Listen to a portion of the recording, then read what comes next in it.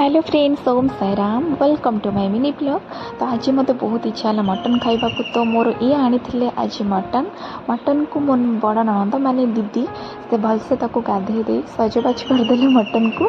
तापर मु बनी मसला ग्राइंडिंग करी। देन तापर अमृतभंडा कटा होता कहीं मटन अमृतभंडा पड़े बहुत जल्दी सीझी जाए, तो से भंडा को आलू सहित भलसे तेल रे भजा होता।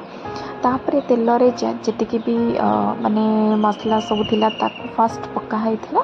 तापर पियाज देके भजा होता। तो यहाँ मोर मैरेज पर फास्ट मटन कर वीडियो। मु फास्ट मटन करी अनमेरिड रे भी केबे भी मटन मु निजे बनै नथिली। तो यहाँ मोर फास्ट मु बनै मो शाशुघर लोकों। तो ये मत दीदी ही शिखे दौले, मो बड़ ननद जी दीदी मत शिखे दौले। तो मुझे बस बनाऊली। देखो लुक तो कितने सुंदर देखा, बहुत ही टेस्टी लगे। खाई भी बहुत तारीफ कले मोर बहुत खुशी लगे।